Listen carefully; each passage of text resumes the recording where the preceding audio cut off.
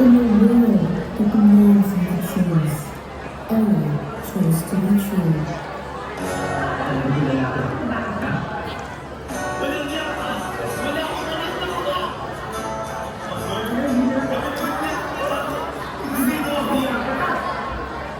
Ang hirap mo mahalin, Ellie.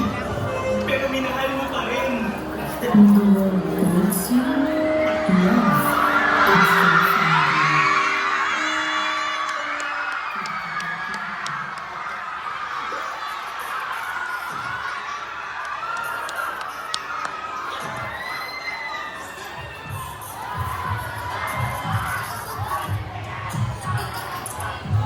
Go, Ian!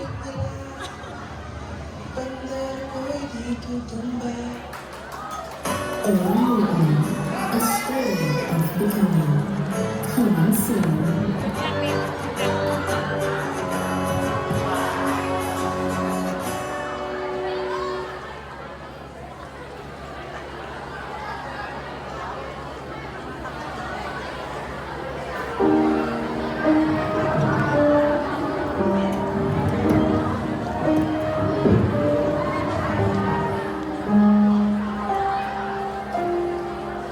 Ellie?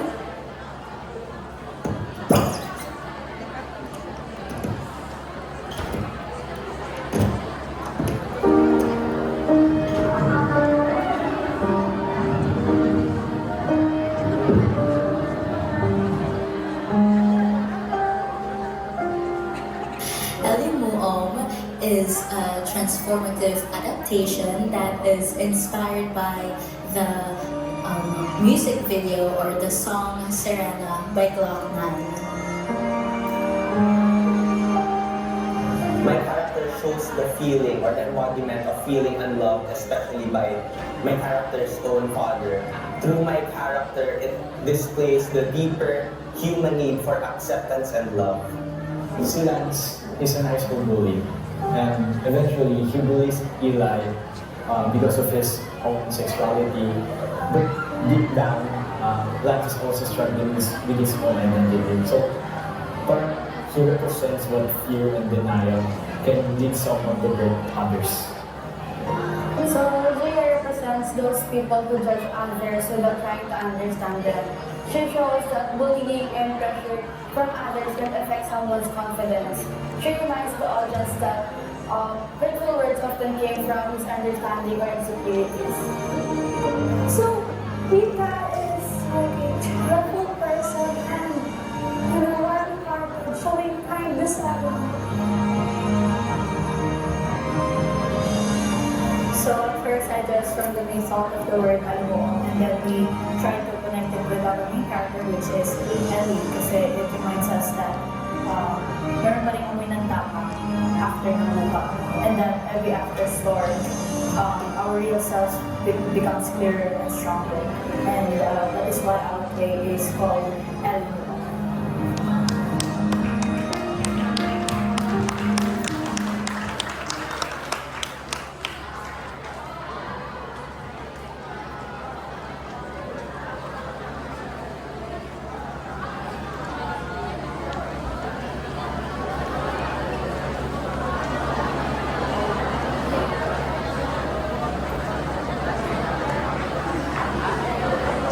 Halo siya.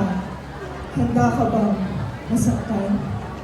Inspired by the song Sirena by Glock 9, this story challenges social norms, breaks boundaries, and celebrates every color of human emotion. Follow Ellie and the people around them as they navigate the highs and lows of life, the heartaches, the joys, and the moments that make us question who we are and who we want to be. Let us now delve into the story of Ellie, an embodiment of courage, acceptance, and love that knows no boundaries. This is more than just a play. It is a gentle reminder that having the courage to be truly who you are is the greatest act of bravery. Ladies and gentlemen, ICT Herald proudly presents Ellie Muom!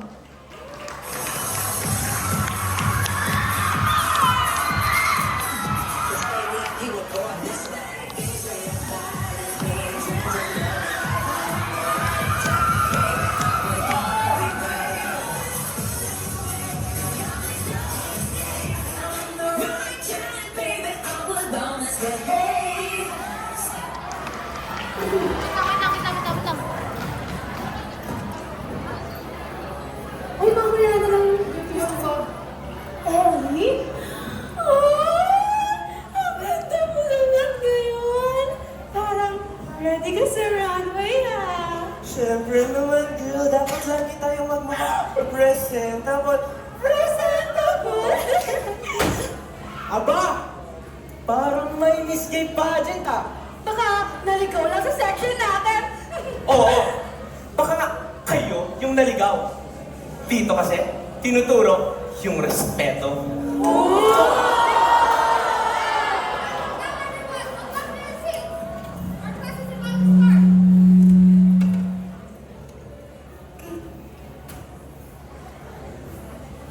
Right, go back class and don't forget your exam on Monday. Exam? Girl, alam mo makinig ka. Teka lang ha. Teka lang.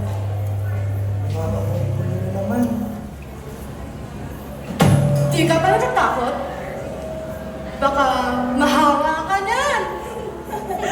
Mahawa naman ang kabutihan.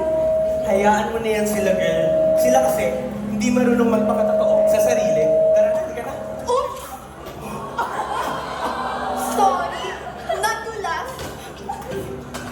Hindi ko alam kung saan ako mas malulungkot eh. Kung sa basa kong damit o sa puso ninyo na punong-puno ng galit.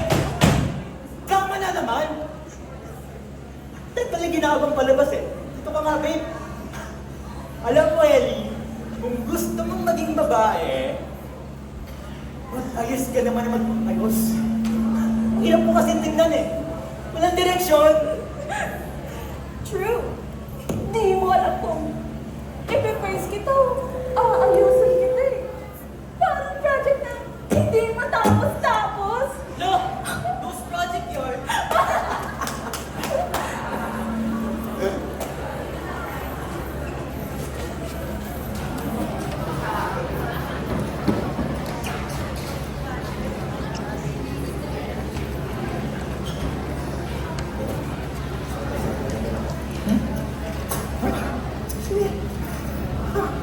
Ellie? Ano nangyayari sa mukha mo? Paulit-ulit na lang! Kailangan ko matitigil sa pag-aaral mo na yan! Pa, ganito po talaga ako. Hindi ko po kailangan itago para matanggap. Makulit kang bata ka! Di ka nga dito! Ano? Lalaki ako, babae! Babae po ako! Walang iya ka! Wala akong anak na bakla! Lumayas ka dito! At huwag kang babalik! Hanggang di mo pa nakikita ang iyong sarili!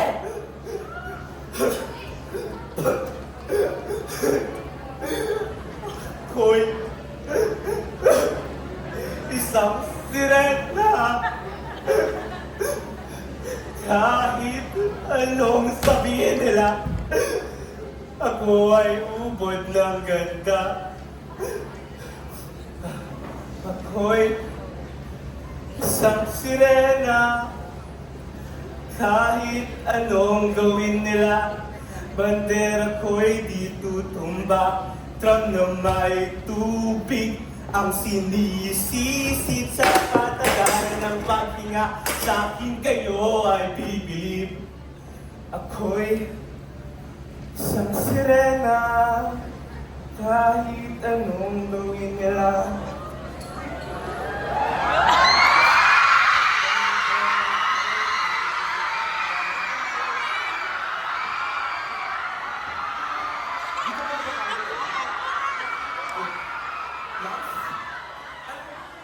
Ano ginagawa mo rito? Sarili mo, mama, tinatakol kang bilang anak. Hindi ka ba napapagod? Pagod?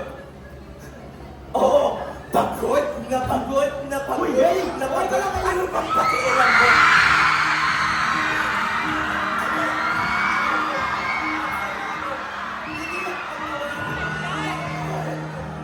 Hindi mo kaya Hindi mo alam kung anong gulo at takot yung nararamdaman ko.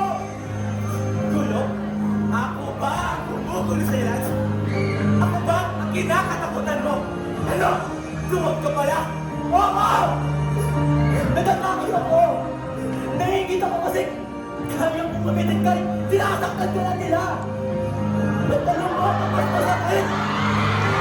Sinasaktan kita! Sinasaktan kita!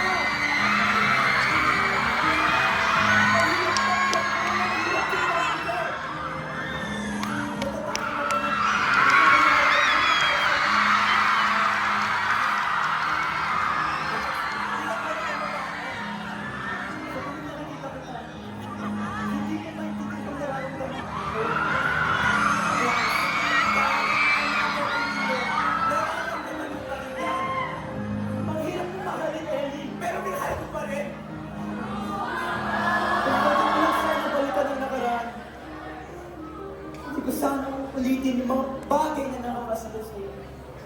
Well, so, you want me na talaga?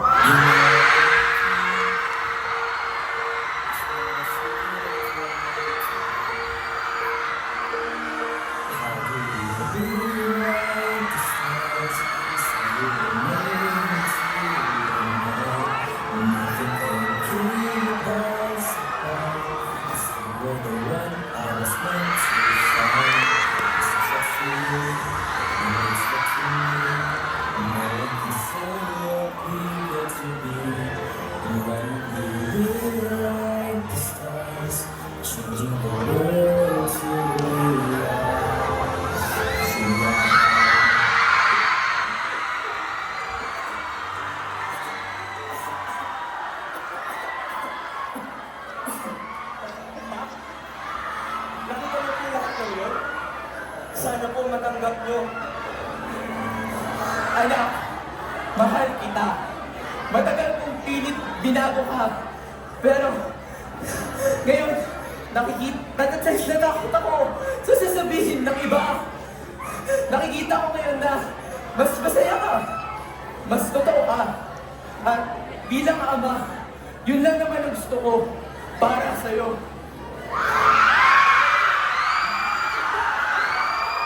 Maraming salamat po, Pak. Hindi niyo po alam kung gaano ito kahalaga para sa akin. Salamat din, anak. Kasi dinuruan mo kong magmahal ng walang kondisyon. Huwag niyo hayaan ang pagkakataon na maging totoo.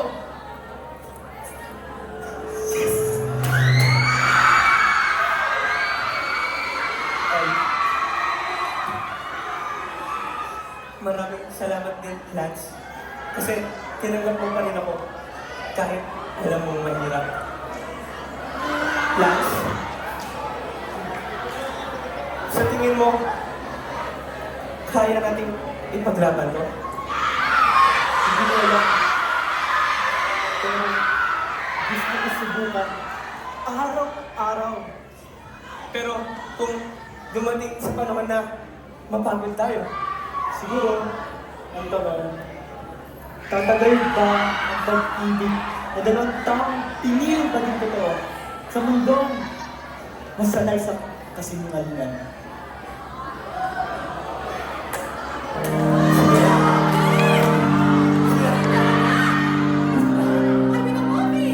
Gia, ba't ka nandito? Totoo ka talaga? Gia!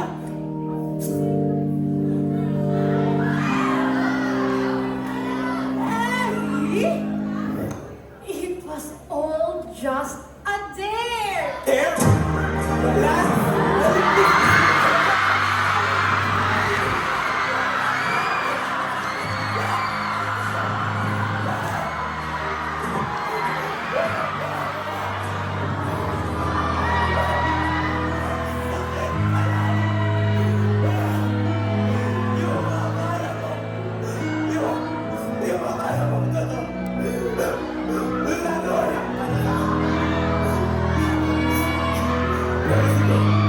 Kailangan mo na mag-isip na hindi lahat ng pagmamahal ay para sa atin. Dahil sa dulo, ang pinakamahalaga, piliin ang ating sarili. At kung hindi ka tanggap ng iba, ayos lang. Ang mahalaga, pinili ko ang sarili ko.